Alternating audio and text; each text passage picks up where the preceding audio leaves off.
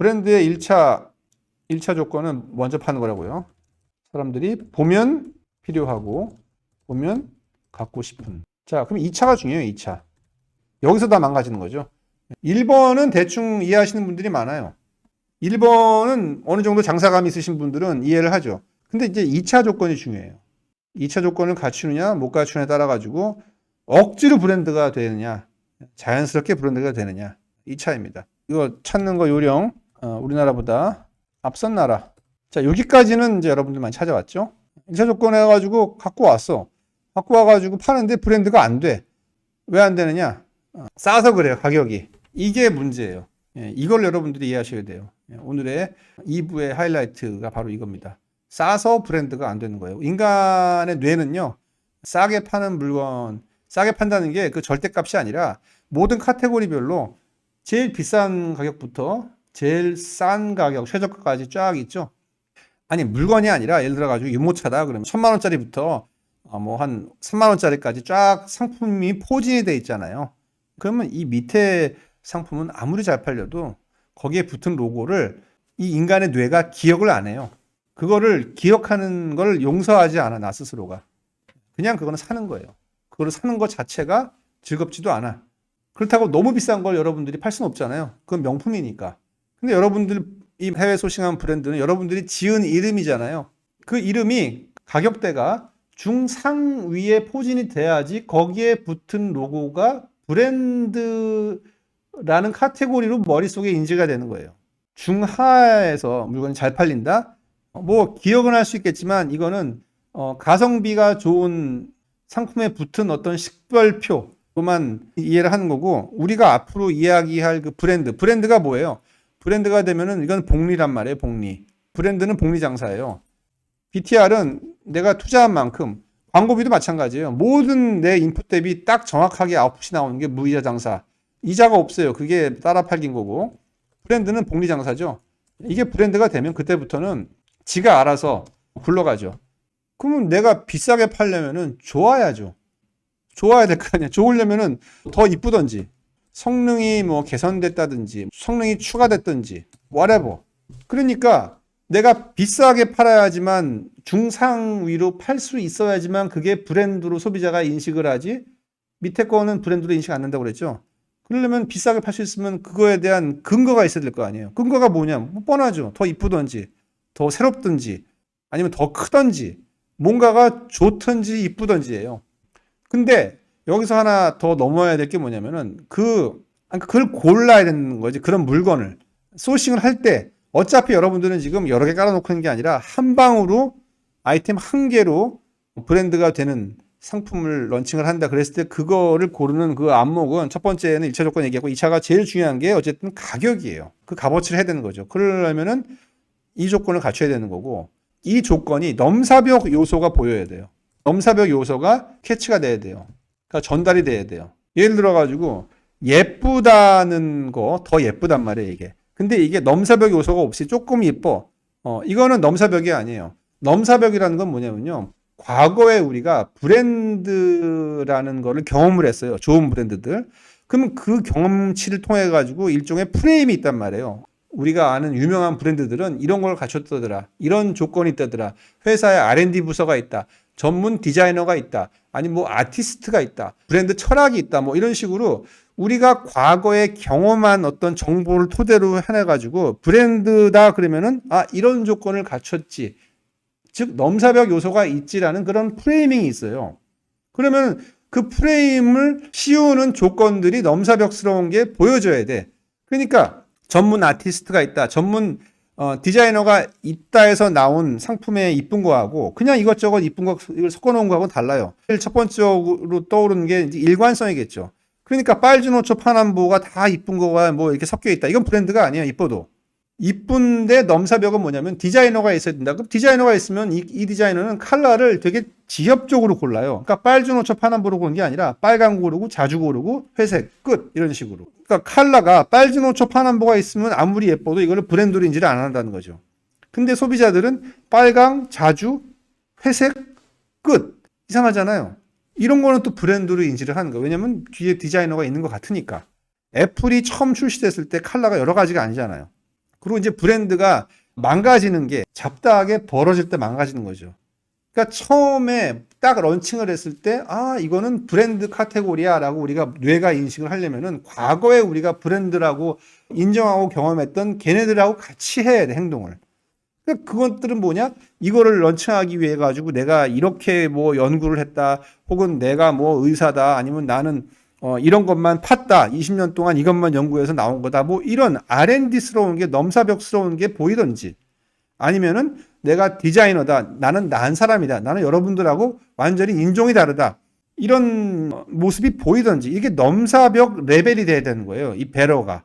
그러니까 가격이 비싸게 팔려야 되는 게 첫 번째 제일 중요한 거고, 비싸게 팔기 위해서는 이쁘던지 더 좋아야 되는 건데, 이게 브랜드스러워라는 프레이밍을 씌우려면은 이게 넘사벽스러운 요소를 적중을 시켜야 돼요. 이것들은 남의 걸 보면 돼요. 이미 잘된 브랜드들. 오해하시면 안 돼요.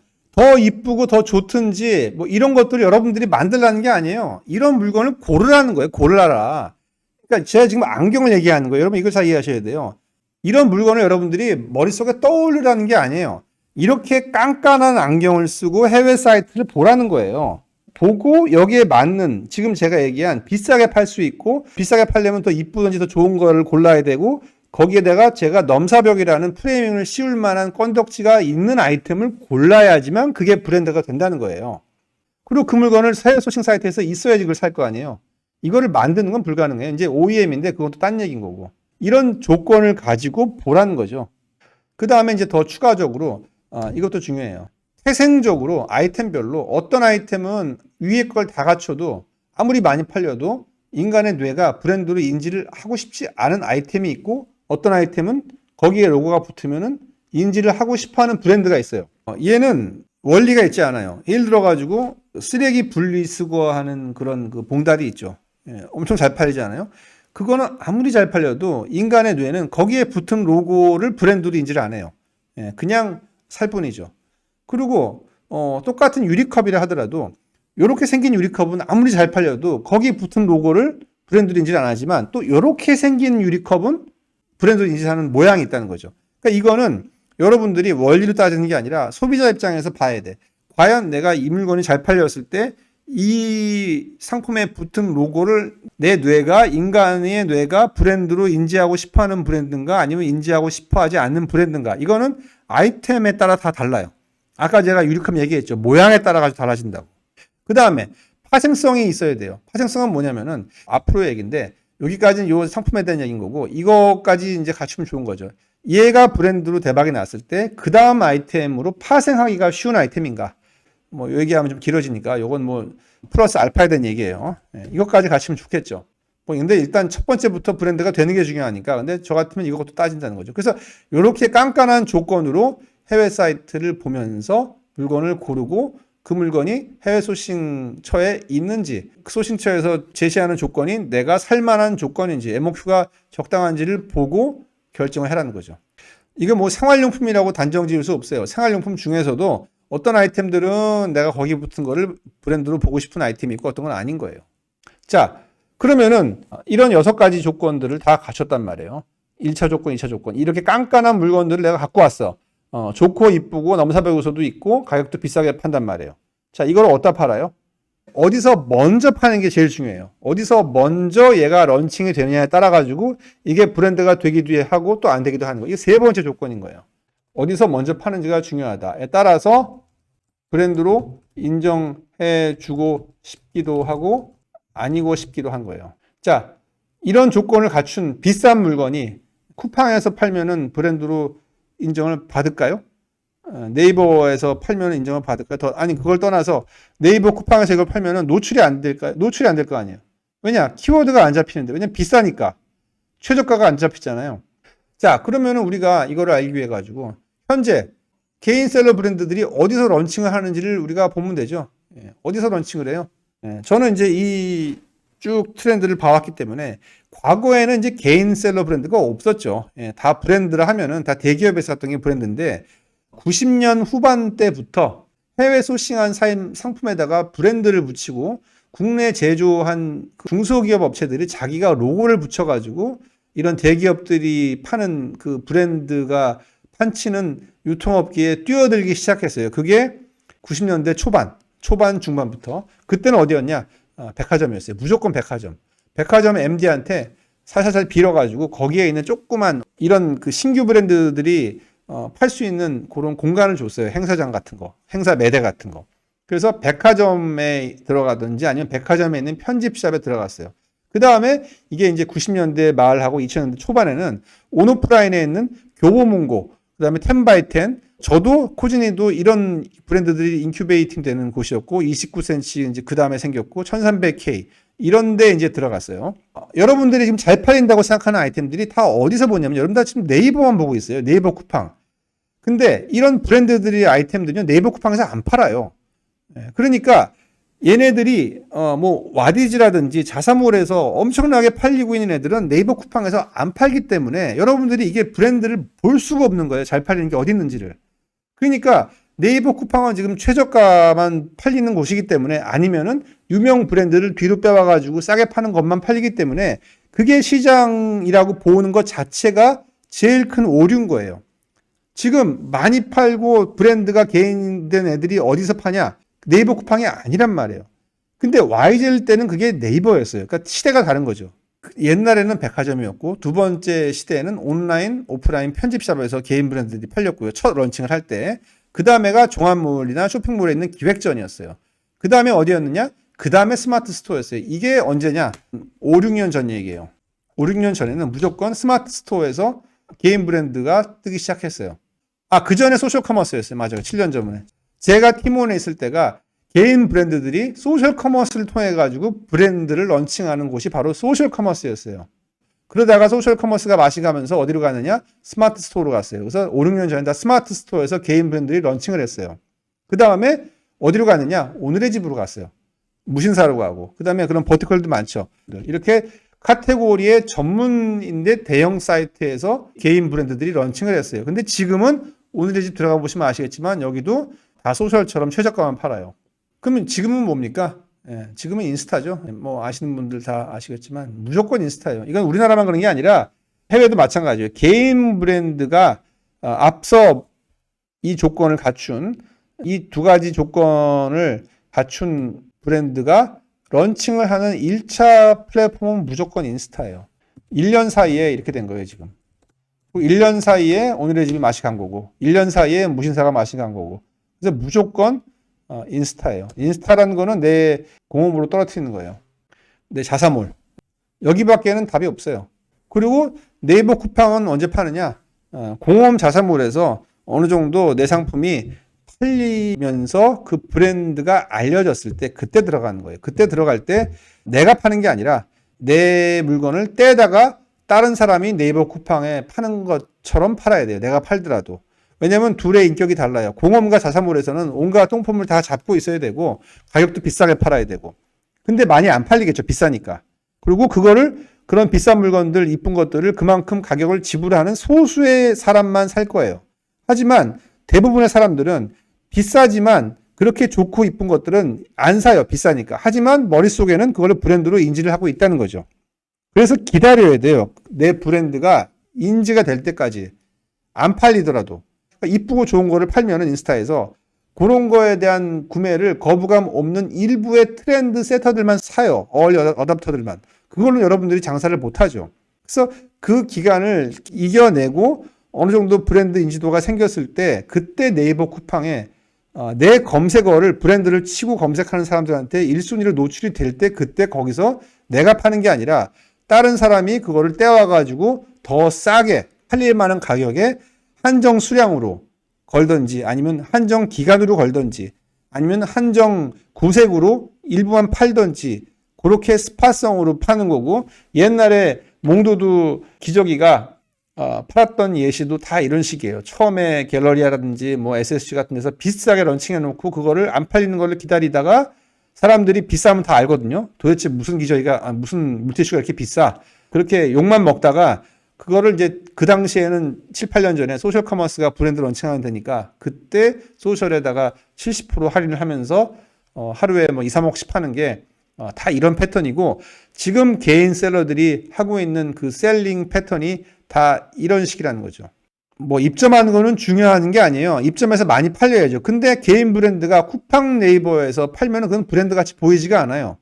브랜드가 비싸게 팔려고 이쁘게 하려면은 그거는 내 브랜드스러운 그 폼으로 팔아야 돼요. 내 간지가 잘잘 흐르게. 비싸고 좋은 거니까. 네이버 스마트 스토어는 자사몰이 런칭한 걸로 사람들이 지금 인지를 안 해요. 거기는 최저가를 파는 곳이나 아니면은 이미 알고 있는 브랜드를 뒤로 빼와가지고 싸게 파는 곳이 쿠팡 네이버인 거예요. 근데 실제 보시면은 전체 여러분들이 이 브랜드를 런칭한다 하더라도 돈은 쿠팡 네이버에서 벌 거예요. 왜냐면 거기가 매출이 제일 크니까. 근데 이 과정을 안 거치고 인스타 과정을 안 거치고 바로 네이버 쿠팡에 들어가면 아무도 안 사죠. 비싼데. 뭐 노출이 안 돼요. 이거는 뭐 제 아이디어가 아니라 제 전략이 아니라 기본적으로 지금 브랜드 런칭하는 개인 셀러들이 하고 있는 그런 패턴이에요. 그래서 무조건 인스타로 올려서 거기서 기다려야 돼요. 내 브랜드가 알려질 때까지. 안 사더라도 비싸면은 기억한다는 거예요.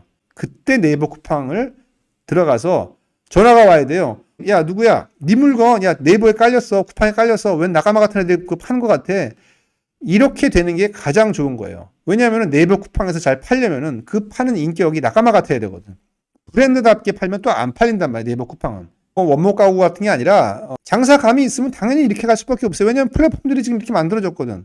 네이버 쿠팡은 최저가밖에 안 올라가거든. 아니면은 내 브랜드를 치면 내가 1순위일 거 아니에요. 그러니까 이거를 안 지키고 문제는 뭐냐? 브랜드가 안 될 상품을 인스타에 파는 거. 이거 문제고.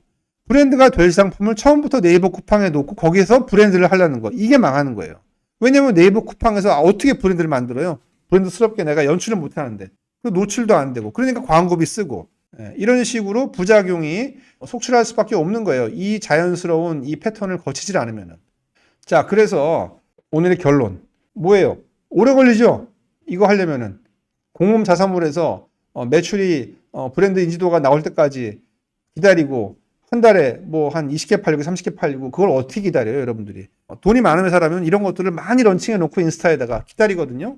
근데 여러분들은 이거 살라고 없는 돈 모아가지고 1,000만 원 해가지고 딱 런칭했는데 인스타에서 이게 팔릴 때까지 하루에 3만 원씩 광고비 내면서 기다리고 언제 이게 뜰까 이렇게 손가락만 빨고 있을 수가 없다는 거예요. 그래서 제가 얘기하는 게 뭐예요? 보따리 하는 게 보따리. 왜냐? 이거를 이런 1, 2차 조건을 맞추기 위해서는 여러분 뭐 하라고 그랬어요? 제가 아까 얘기한 게 해외 사이트 보고 소싱처 보라고 했죠.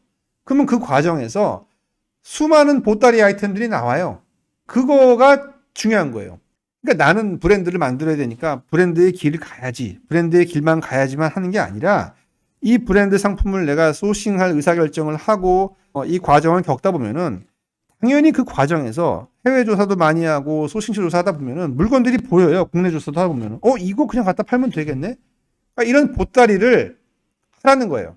그래서 제가 이 포트폴리오에서 첫 번째 얘기한 거 상품 포지셔닝을 하는데 작고 친한 단화 앵커 상품 브랜딩을 인스타에서 팔고 나중에 뭐 기다렸다가 하는데 그 과정에서 한쪽에서는 끝없이 보따리를 해야 된다는 거예요. 그래야지 이거를 견뎌요.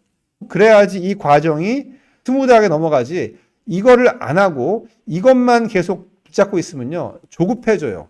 광고비를 더 많이 써야 되나, 상세 페이지를 바꿔야 되나, 어디 입점을 해야 되나, 뭐 어디 MD를 소개받아야 되나, 상품이 잘못됐나 걱정이 되고, 망했나, 뭐 더 사야 되나, 이런 쓸데없는 걱정을 한다고.